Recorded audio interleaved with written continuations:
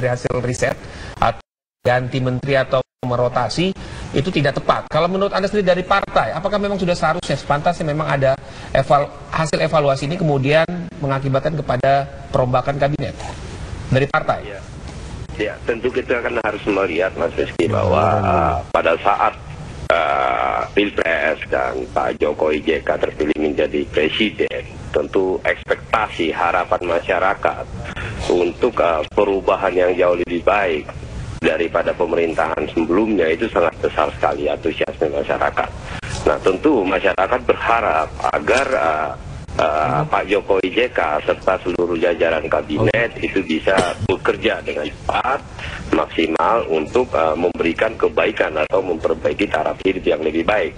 Nah, jadi kalau saya melihatnya begini, apapun itu hasil survei itu adalah sebuah fakta, dan yang paling penting adalah Pak Jokowi JK serta seluruh jajaran kabinet harus membuat hasil survei itu menjadi sebuah dorongan penyemangat untuk bisa bekerja lebih baik lagi. Oke, jadi Pak Syukur, dari apa yang Anda sampaikan ini, Anda setuju berarti ya, kalau memang tidak sesuai dirombak saja menteri ini, begitu? Nah, artinya kan begini, kalau kita lihat apapun kinerja menteri itu dampak langsungnya kan ke Pak Jokowi. Nah, karena masyarakat kan melihat yang dipilih masyarakat itu kan Pak Jokowi sebagai presiden. Nah, mengenai reshuffle kabinet, ya kami melihat bahwa reshuffle kabinet tersebut adalah hak prerogatif presiden.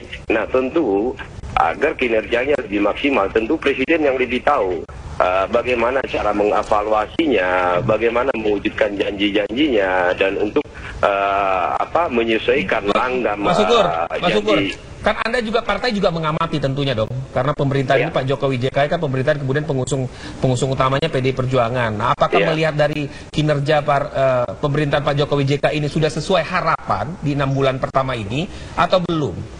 Nah, tentu kita melihat bahwa sejujurnya kan masih banyak masalah-masalah yang dihadapi pemerintahan sekarang. Contoh, kalau kita melihat anggaran APBNP itu kan baru diketuk dan anggaran belum turun.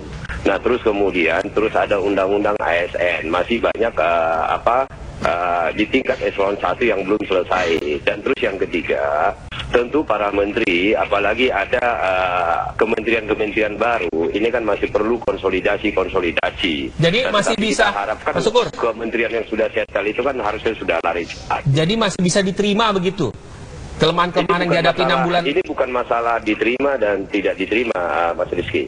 Seperti yang saya katakan tadi, untuk masalah reshuffle, pemerintahan sekarang itu sepenuhnya hak prerogatif presiden, dan kami percaya presiden tentu akan pada saatnya melihat mana yang harus diperbaiki kinerjanya. Apa yang disampaikan tadi tentu masalah-masalah ekonomi kan itu yang dampak langsung, itu bukan hanya survei. Jadi kalau kalau ekonomi berdampak langsung artinya di kabinet ekonominya Pak Jokowi perlu ada pergantian, begitu? Bagaimana?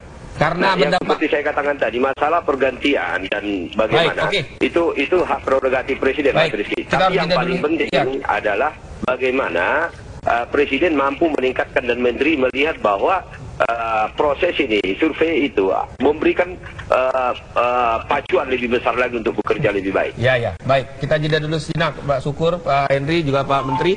Kita jeda, kami kembali sesaat lagi.